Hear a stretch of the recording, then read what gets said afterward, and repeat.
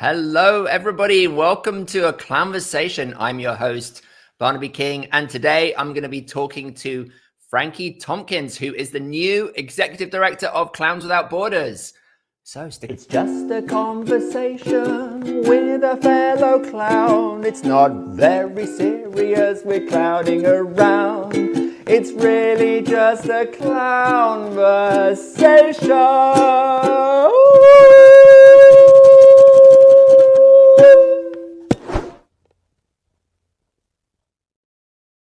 There it is. Have you missed that? Missed me warbling at you with my ukulele? It's been a while since I've done a Clown-versation. I know that you've all been missing them, and so have I. That weekly routine, that rhythm of every Friday having a Clown-versation. I did it for 3 years, and I needed a break. I did over 100. So they're there on YouTube. Check them out, the Clown Spirit YouTube channel. I'm focusing on the podcast right now, which you may have heard about. And I put the link in the chat right there so you can see it and check it out. There are 6 episodes there.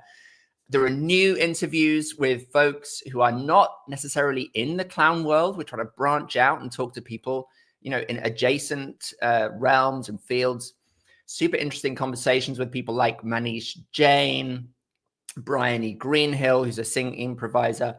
There's also, I'm going back into the archives of the Clown-versations and pulling out some of my favorite ones and sort of pulling out the highlights and editing them down into sort of shorter chunks in the podcast. So you can now listen to those Clown-versations in edited format when you're, you know, taking a bath or cooking a dinner or driving a car or whatever it is.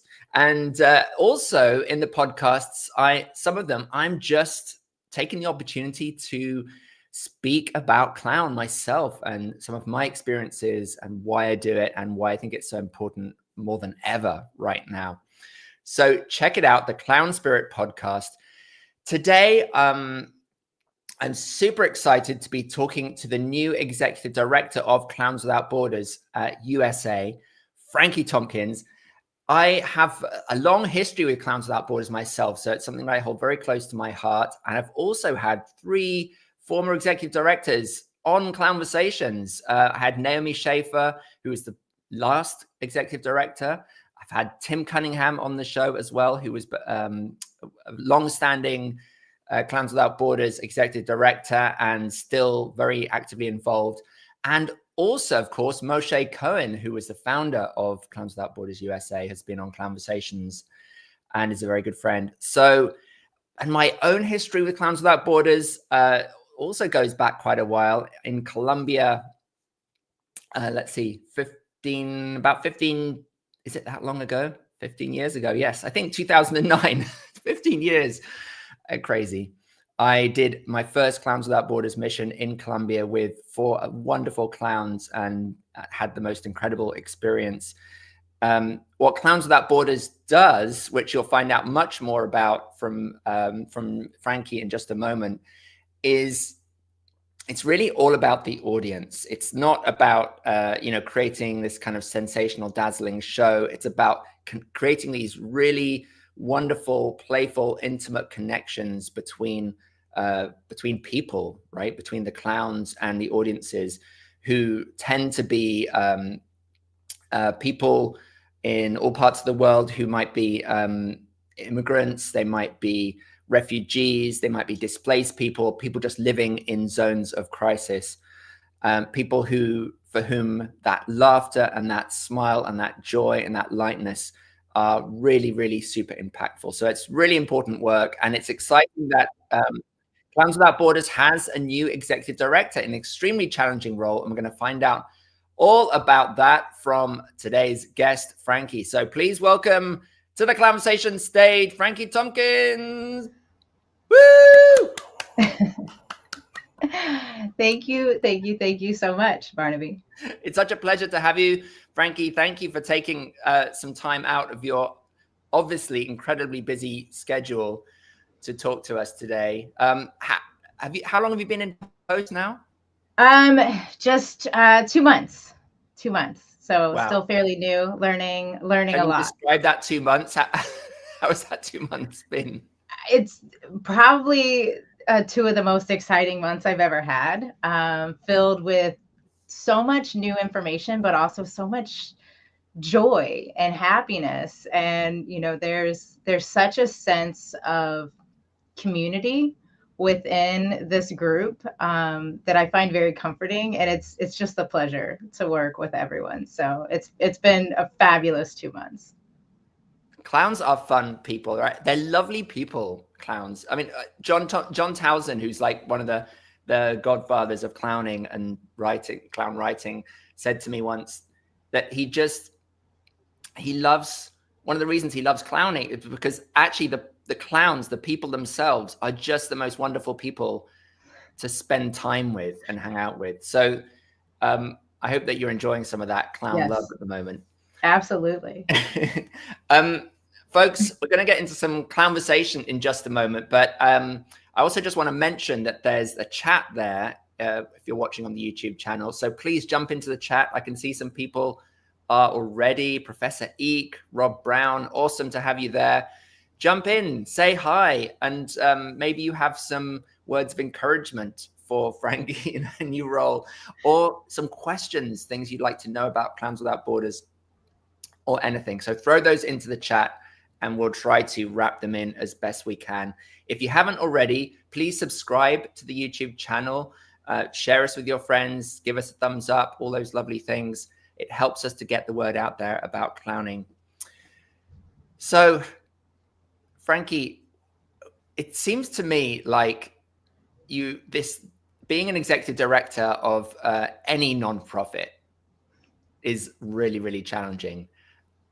It's like I don't want to say marginalized role, but it's like you're sort of just having to wear so many hats and work so hard to have impact with, I presume, financial challenges all the time in any nonprofit. So just choosing that seems like the choice of a crazy person. But then choosing to do it with a clowning organization on top of that. So what was it that drew you to make this application in the first place?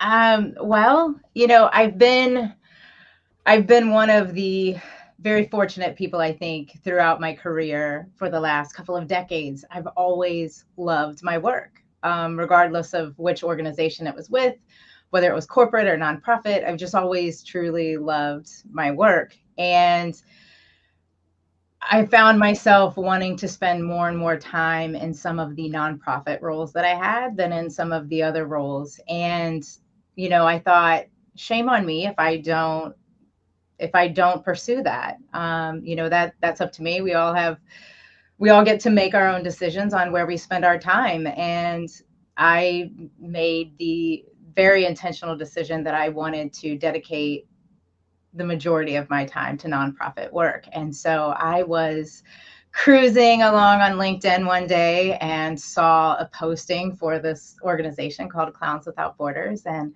I read the job description and I immediately applied.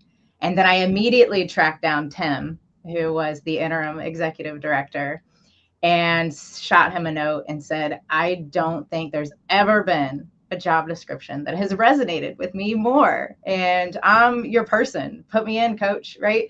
Essentially is what I said. And we exchanged some emails back and forth. And, it was interesting because it was probably one of the more intense interview processes I've been through, but well worth it. I was very excited. It was great. Met so many great people throughout the process, and it's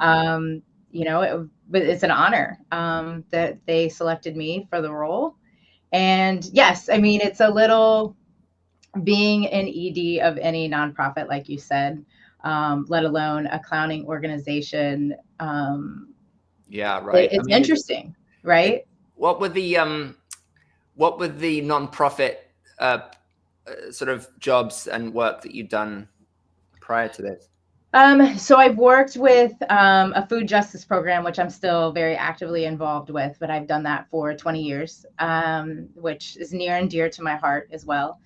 You know, I've done some youth organizations. I've been on the board of a few other nonprofits. Um, I mean, a lot of different nonprofits ranging from social justice to food justice to now clowning.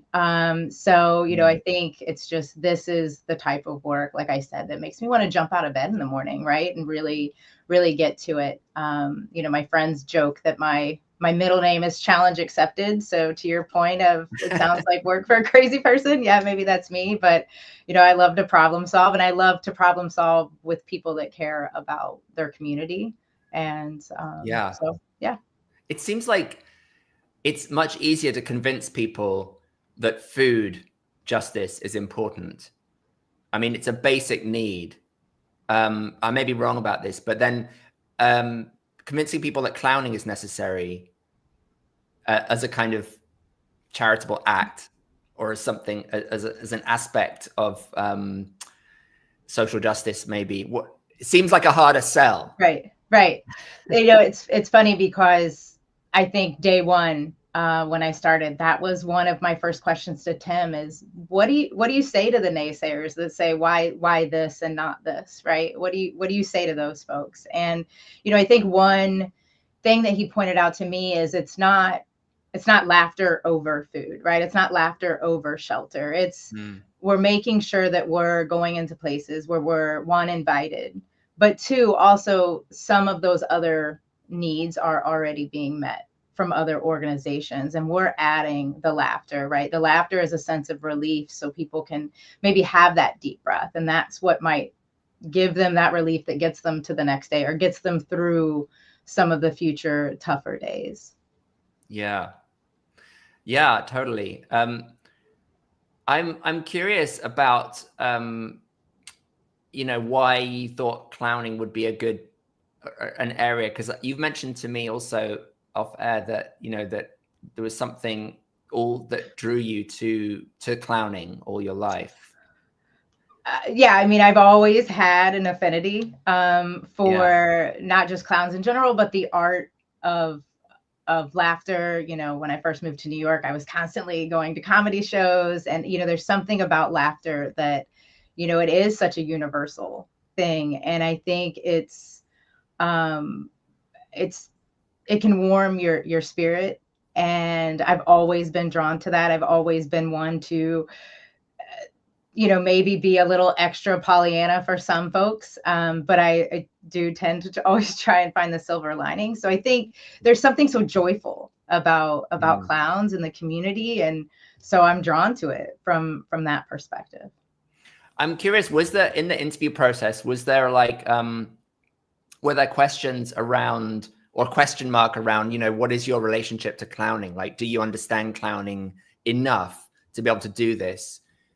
Yeah, I think there was, I won't say hesitation, but there were definitely kind of some question marks of, but she's not a professional clown, right? And I assured them in so many words that I'm a clown at heart, and I'm definitely willing to learn. I know a lot about the art, and while I've never done the art professionally myself, you know, I have looked into some courses. I definitely, I actually got to go to a show that Dick and Tiffany did in the Bronx back in August. That was amazing. I think I enjoyed it as much, if not more, than the children that were there. And so, yeah, I mean, I think, yeah, I won't say there was hesitation, but there was definitely kind of a, but this, and I think I won them over with the spirit of the clown, and the willingness to explore more about the art, because I think what people don't realize is it's very complex behind the scenes, right? What the audience sees is one thing, but there's a lot more to it behind the scenes as far as the physical, you know, acting and things like that, that I'm not quite sure everyone really understands. So much goes into that. So, yeah. Well, I mean, there's so much behind it. And in fact, I was noticing on the website, which I think has changed recently since I last looked, and it's really nice. I like the front page. It says, what we do. We clown, of course, but clowning is about so much more than spinning plates, miming, and magical hats. And then there's 4 elements: see people, share art, Right. lift up, and spread joy. Right. I just love, I think that's really, really wonderful. And in some ways, that's what I'm trying to sort of promote in Clown Spirit as well, that it's not, clowning is something that can transmit and help us to develop qualities of connection, of lightness, of joy, of you know, a sense of being deeply aware of our own sort of flaws, as I call them. So it's not just about the professional, you know, the profession of clowning and being out there, being a professional clown. For me, clowning is something of a spirit, which is why it's Clown Spirit, that you can bring into your life. And that's what I sort of always encourage people to do. So it feels that in a way the same. I mean, although I know with Clowns Without Borders, most of the people who go out there are professional clowns, but actually, and they need to do a show. But as I think I said in one of my posts, my experience out there was that the most powerful moments were these moments of human connection. Right. Before the show, after the show, where we were just hanging out with adults and children, you know, everyone just connecting. And you need skills to be able to do that, but not necessarily to be like a professional clown with like 100 years of experience of clowning. Right. Well, and I think that speaks to the level of talent of the artists that we work with. Is, you know, they have the emotional intelligence to be able to connect with the audience. And, you know, they're not, you know, hard scripted, right? They're not going in with scripts. They might have, you know, some routines or some tricks or things up their sleeves, but they're able to adapt so quickly to the situation. And in fact, when I have spent some time talking to some of our international partners, when I was speaking with our friends in Mexico, they were talking about the show that they had done there, I think in late August. It didn't go like anyone thought it was going to go, but they considered it such a success because they were able to connect with the children. It wasn't anything like they had planned or laid out in their minds, but it was such a success because they're just so adaptable, because they're so skilled at what they do. Yeah. Yeah. That's great. And I think my point also was that great clowns don't necessarily make great Clowns Without Borders. Yeah, there's probably some of that too. Yeah. You know, artists. And great Clowns Without Borders artists are not necessarily the best stage clowns either. Like they're sort of overlapping, but they're not like it doesn't necessarily have exactly the same skill set. Right. In the same way that healthcare clown, you know, I know a lot of stage clowns or circus clowns who are like, I could not do healthcare hospital clowning because I just don't have that skill set, and vice versa. Right.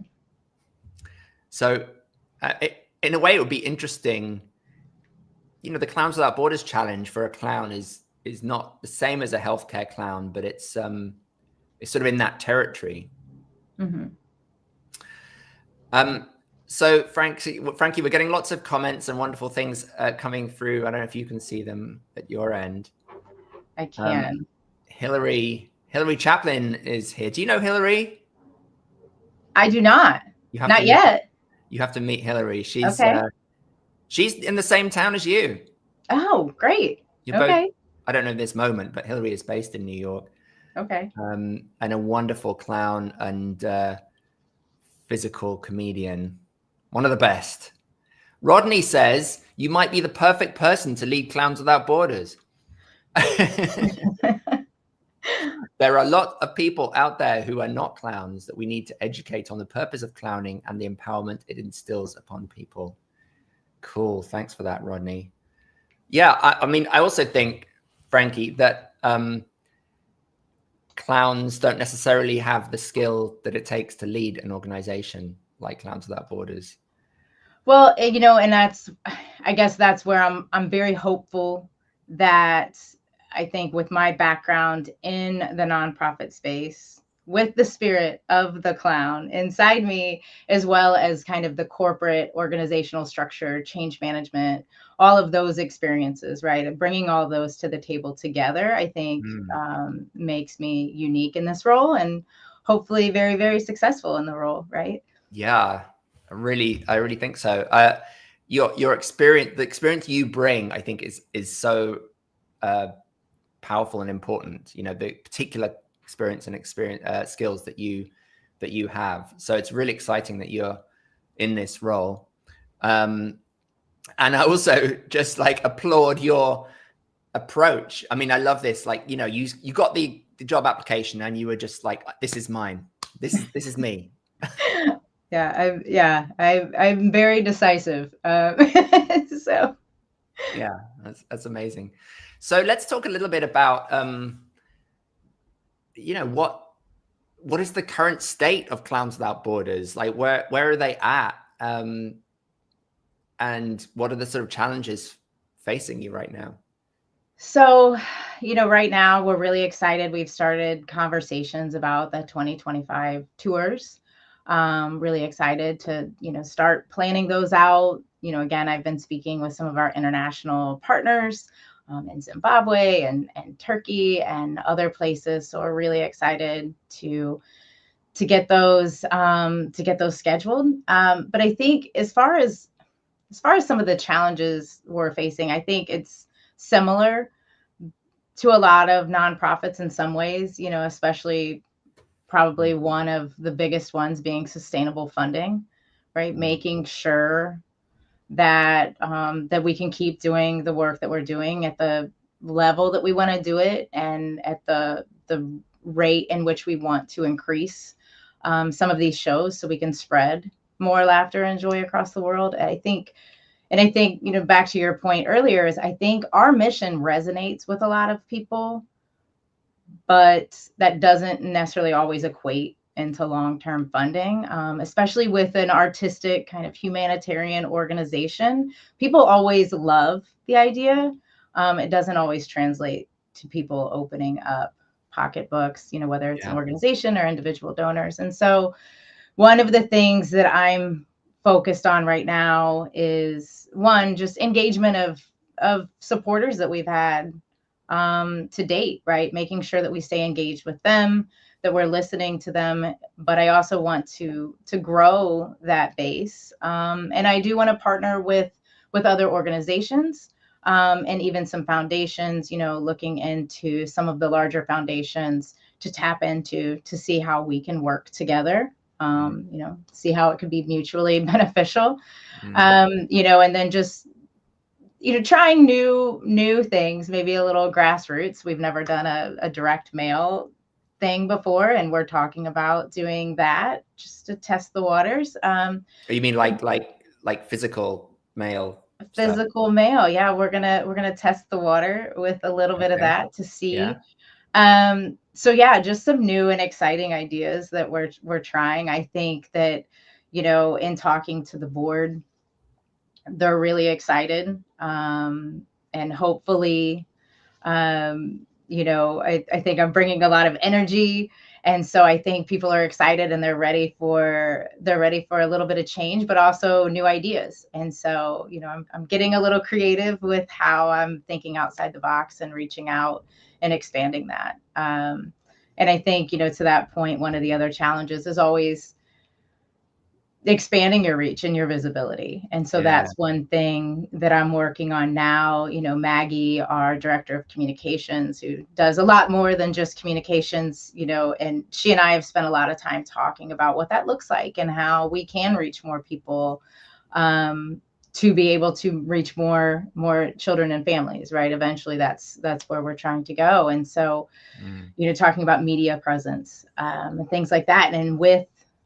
all of that, as I'm sure you can appreciate, you're competing. I mean, everybody has a web page, everybody has social media. So, you know, nonprofits tend to compete for attention, not just money, but also for people's attention, right? There's only so many Instagram videos somebody can watch in a day, or Instagram posts that somebody can read. And so everybody's kind of competing for a lot of the same audiences. And so getting creative about how we expand our visibility, and really draw people in. So I think those are two. And then I think another challenge that I've heard from artists that I've talked to, that I definitely want to focus on this year, is making sure that we're supporting the mental and emotional well-being of our artists. Right. And so as our artists are going into some of these crisis zones, some of the situations that they're working within obviously requires a lot of energy, but also can be pretty heart-wrenching. And so what are we making sure that we're doing to take care of their well-being when they return, or maybe prior to? How are we prepping them for going into certain situations? And so that's definitely front of mind for me. And it also has been somewhat validated as I've talked to other artists of, the interest there in that. So there's so much there in what you've just said. It sounds like has Clowns Without Borders got foundation funding before, or has it been mainly donors, individuals? As far as I know, we have gotten some foundation, but it's mostly from individual donors. Yeah. Which is kind of the model in the States for the arts in general, isn't it? I mean, in the UK, because I have sort of lived in the UK and then in the States, and in the UK, it was very much the other way. It was like a lot of, government funding, but also, private or charitable foundations. And in the arts, we were always applying for those grants, and there was very little individual donor contribution. But here in the arts world, it's almost exact opposite. Right. Yeah. It's usually people that are just very passionate about your cause. So we have gotten some foundation funding before, and continue to receive some, but most of our funding is from individual donors. It seems like that foundation funding is really important in order to, because they're big chunks of money, right? And if you want to kind of expand, as you say, which is such a wonderful ambition to have more impact, see more, connect with more kids, more families, go to more countries. That sounds like it's going to be a key part of the strategy, is sort of finding a one or two big grants that allow you to sort of take that big growth step. Right. Right. And I think, one of the other areas of growth that we've looked into, or that we're talking about now, is, there's not a shortage of work that could be done right here in the US as well. Right. So in addition to the work that we want to continue with our partners in other countries, there's unfortunately not a shortage right here where, that families and children could use a little levity and some laughter. So like I said, the show I was able to attend was in the Bronx.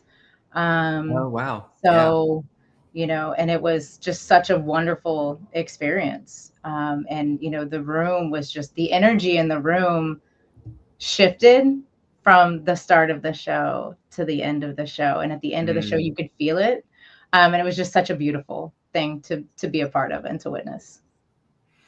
Professor Eek has a question. How does Clowns Without Borders manage safeguarding? I mean, because you're very new, you might not know about that yet very much, but I'm not sure whether Professor Eek is talking about safeguarding. Are you talking about children? I imagine you're talking about children, as in the audiences, as opposed to the clowns themselves. Is that something that you're aware of, Frankie? I don't know yet. I definitely can, I'm sure it'll be part of the conversation. It's been just under 2 months now. Yeah. Oh my gosh. I mean, you just must have this enormous mountains of information to get your head around. I can't imagine. I am, but it's honestly the most interesting and fun introduction to a role. So I'm leading it all the way into it. I love it so much. Well, Professor Eek says children, but also vulnerable staff. And you did speak to that just now, Frankie, Yeah. like the So mental health of the clowns yeah, themselves. so like I said, it's, it's definitely something we want to be aware of and something that we want to make sure that we're addressing. As far as the artists go, making sure that they're taken care of mentally and emotionally, but also what that looks like prior to a tour, what that looks like prior to travel even to another country, prepping them, but then also kind of checking in afterwards because they are in these crisis zones many times, and it's it's a lot. It's a lot to work through. Yeah, I mean, there's a kind of inherent fragility and volatility in those contexts in the first place. Right. I have this memory that's coming up, and I have a I thought maybe it would be fun. I'm just looking for it right now as we Okay. speak. I have this video. I have a number of videos actually, which of a show that we once did. I'm just going to see if I can very quickly manipulate this and get it to come up onto the screen. I'm not sure if it's quite going to work. Let me see. Can I do this? Window. Hang on. Yes, here we go. I don't know if the sound is going to come up. But you can even just see it. Can you see that? Yeah. So this was a show that we did in Risaralda in Colombia, and I don't think this is captured on the video, but well, let me just play a little bit and then I'll tell you what happened next. Okay. I can hear it.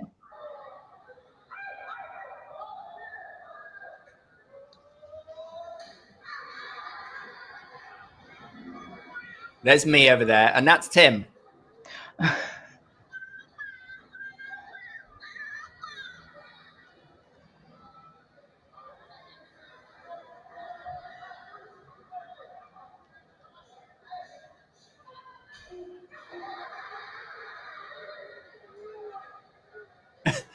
It's not great camera work. Oh, that's Tim.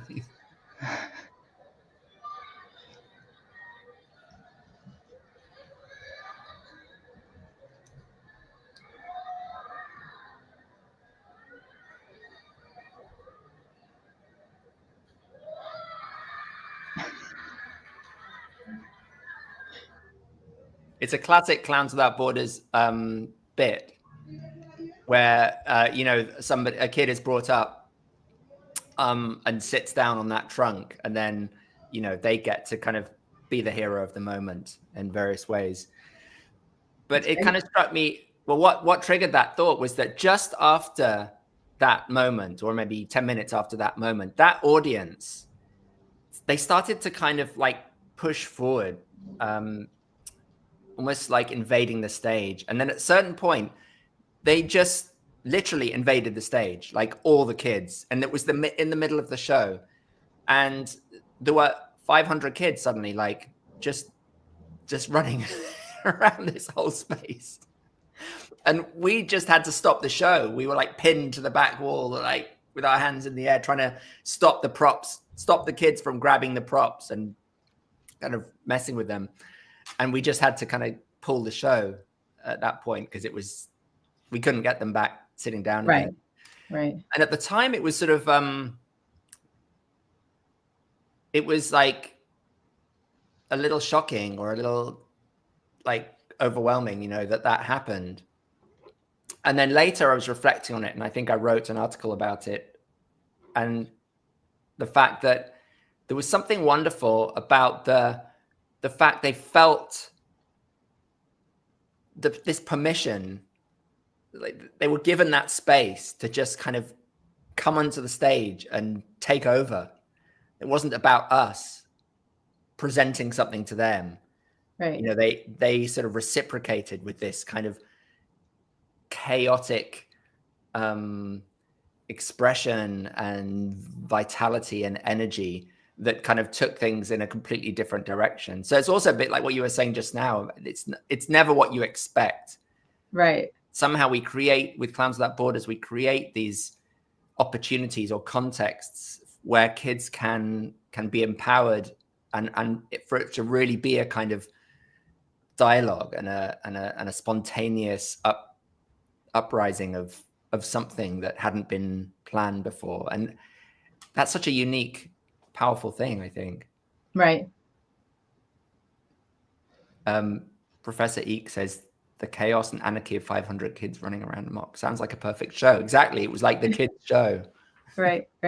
And just not to leave Professor Eek hanging. I would love to talk about the safeguarding of the children, if they would like to. And so my email for everyone, I'm not quite sure how to put it in, but it's real easy. It's just frankie@clownswithoutborders.org. So if anybody wants to email and ask that question or ask other questions, I'd love to chat more. So I don't want to mess anything up if I try and go typing on the screen right now. No, that's fine. What have you, presumably you haven't had those 2 months have the opportunity to actually go out on a tour yet? Are you planning to go out with the clowns and sort of see it firsthand? Absolutely. Yes. I'm very excited about that. I actually plan to take, and while I won't necessarily be a clown on the tour, I am planning to take some courses leading up to that. And then, maybe I could carry their props or whatever it is, right? But really go firsthand and see those shows, see the power of it. Again, I've always been a big fan, but I think there's something different about being there with them in that regard, that's going to be much more powerful than just being an audience member. And so I'm excited to experience it firsthand like that.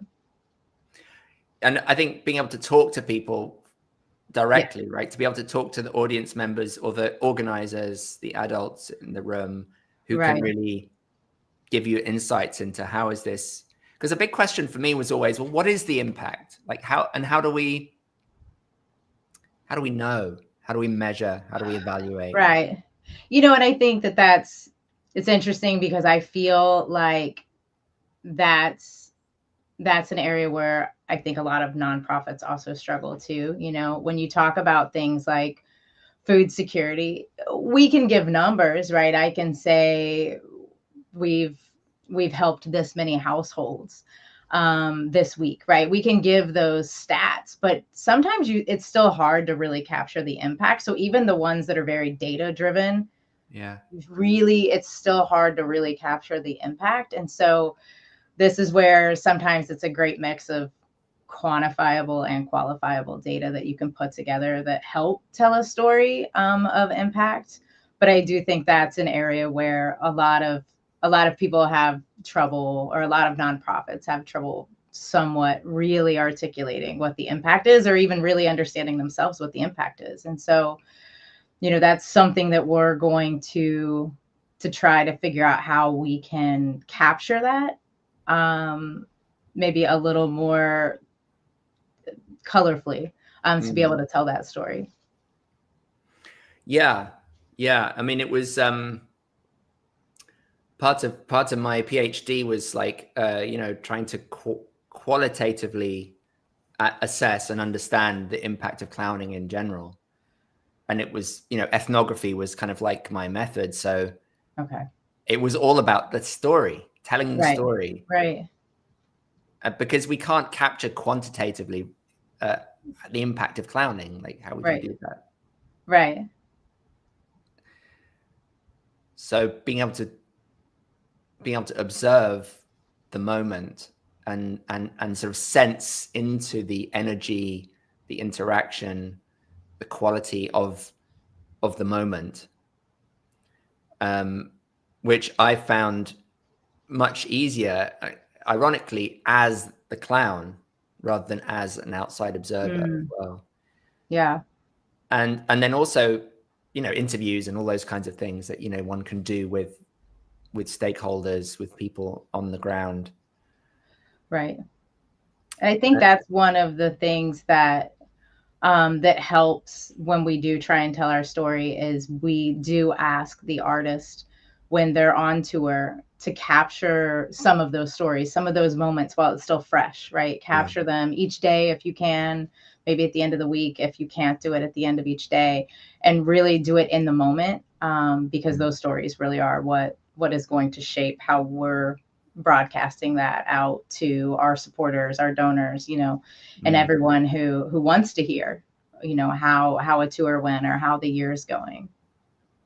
And documentation, I imagine, is another big area, big challenge. Like, how do you make sure that you get the good quality videos, and not like the one I just showed you? And it was always a huge challenge when we were touring. It's like, oh, we forgot, to take good photos or video, and now it's gone. It's the ephemeral moment. It's right. We lost it. Yeah. But it's so important because, I mean, just like you said, you're trying to raise the profile, and nowadays, in order to do that, you need this sort of audiovisual material that's very impactful.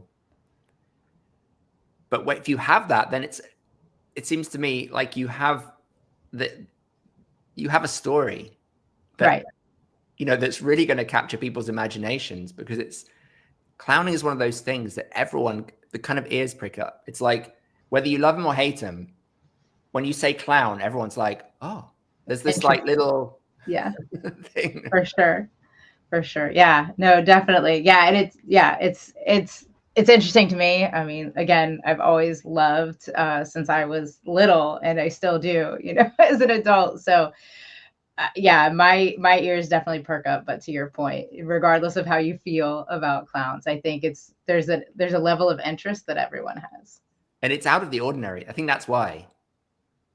Right. There's an intrigue to it, right? Yeah, it's strange.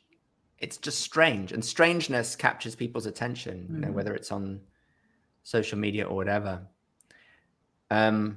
What you have to look out for, I think, is that you're not turned into a kind of, like an alien, sort of strange, this is intriguing, this is interesting, but sort of in a derogatory kind of patronizing kind of way. And that can happen with clowns as well. It's like, oh, it's the clowns. Oh, they're goofy and kooky and interesting, but it's not real. It's not serious. It's not real, part of the real world of work and life and Right. And I think, that goes back to my point about I don't know that everyone necessarily understands the complexity behind the art of it. And that's an area where I think maybe I can help raise that profile, or I can help in some ways get people to understand that, some non-clowns to understand that better, because there is definitely a level of complexity that I'm not sure everyone appreciates. Yeah. I feel like I'm even just talking to you, I'm sensing your energy and your kind of enthusiasm as a kind of clownishness.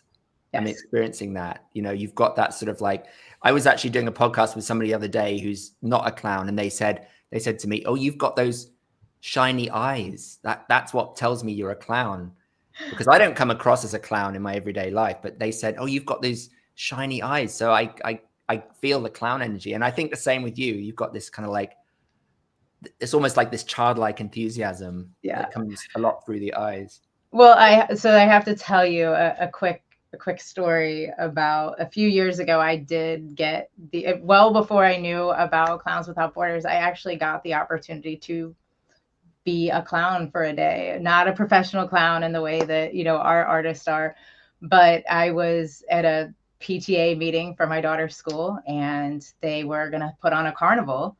And they said, man, we wish we had a budget to hire a clown for the carnival. And I was like, I'll do it. And they were like, you know how to do it? I was like, well, I'll learn as best as I can in the next week. Right. And so I was so excited. I ordered a clown suit, and I got balloons, and I went on YouTube, learned how to make balloon animals. And I desperately tried to teach myself how to juggle, which I've since learned where my errors were. I've been taught by the board now of what I did wrong. But You know, it was funny because I was so disappointed that I couldn't learn how to juggle, but I decided they're elementary and middle school kids. You know, I figured I could make it funny. And so that became my thing, right? As I acted like I really knew how to juggle, and then I would start. And when the pens would fall, I would act so surprised and disappointed, and I'd try again. And so that became like my thing for them for the whole day. And I probably had more fun than they did. No, I'm sure And it was just it. such a joy, right? It was such a joy to be able to do that. And it was somewhat of a random experience. And I think, but one of the best parts though, is I had full makeup on. The art teacher there did my makeup, and the kids dared me to walk home like that. And I guess they didn't realize who they were dealing with, because I was like, of course. I'm like, I'll do you one better. I stopped and got dinner, full clown suit and makeup. And, you know, and at the time my daughter was only in 2nd grade, so it wasn't embarrassing. She thought it was super cool. And we stopped and got sushi, and then I continued on my way home. So yeah, it was my one shining experience of getting to do that.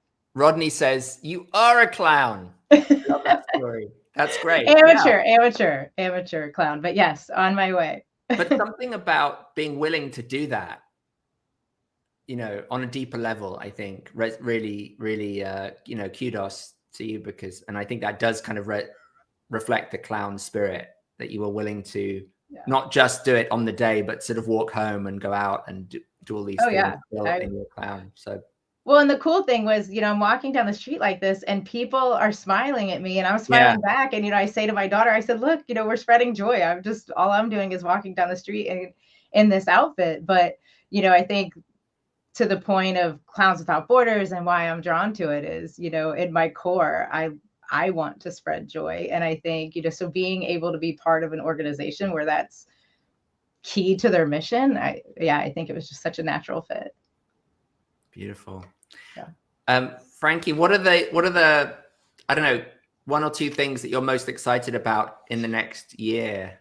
Well, I don't think, I mean, all of it really, but I think the ability to grow the organization, and by growth, I don't mean just growth for growth's sakes. I mean, like, quality of expanding the shows, you know, raising the visibility, expanding the shows. I think our goal on the strategic plan, I believe, is, you know, increasing our tours by 25% over the next 5 years. And, you know, which means thousands more children and families. And, you know, so I'm super excited about that.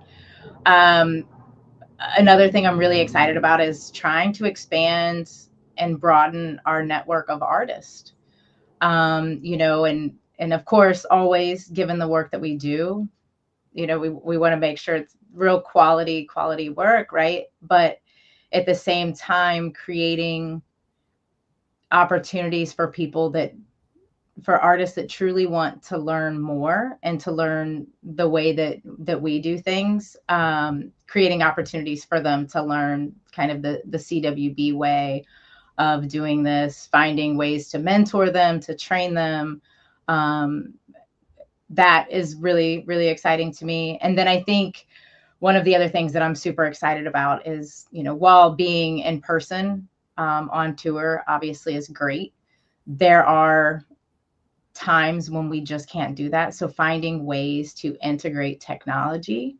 If COVID taught us anything, it's that we don't have to be disconnected from everyone. And so if we can integrate technology for times that we just can't physically get there for whatever reason, that the show can still go on, right? And so we can find ways to integrate technology to do that, so we can reach more children, reach more families. So I think those are some of the things. And then again, just, you know, continuing to learn more and connecting with our global partners, and, you know, eventually going on a tour. Just so much to be excited about. Yeah, really. That's fantastic. Yeah. Hey, if people are watching and they're sort of interested in knowing more, or potentially are clowns and they want to get involved, how do they do that? They can go on our website. There's a place to indicate that on the website. They can also just send me a direct email. Again, it's just Frankie at clownswithoutborders.org. I would love to connect with them. We're planning out what that looks like right now. But yeah, broadening that network. Because as we go to expand our shows, right? If I do my job the way that I was supposed to do it, right, we will be expanding our shows and we will need more artists. Well, so they can, there's an application online, and they can also just email you direct and get in touch. Yeah, either one. Yeah. Frankie, thank you. Thanks for having me. This has been great. I could talk about this stuff all day. Yeah, me too. I do, actually. Yeah, I know. Probably you do too. Yeah. Now, no, thank you seriously for being on this show, but also just more importantly for doing what you do and bringing your particular skills and experience into the clown world, because I think that's is wonderful, and it's what we need. Right. We need people to help organize us, because we're like, it's like herding cats. Yeah, and I think in the more kind of organized we all are, even different organizations across the board, the more we kind of band together, the bigger reach, the bigger impact we can all have, right? If we're working together or collaborating in some way or sharing resources or information, I think the more we can all connect and organize together, the bigger impact we can all have. Yeah. I love your vision and your ambition, and also just your clown energy is really Thank you. So once again, thank you so much. And let's say goodbye to the people watching. Thank you so much, everyone, for tuning in today, whether you're watching it live or on replay. And thanks for your comments and questions and so on. Stay in touch. Check out Clowns Without Borders website. Link is at the top of the chat. And also check out my podcast, the Clown Spirit Podcast, for some cool interviews and stuff. And my website, clown-spirit.com. Thank you so much, everyone. Until next time, keep clowning.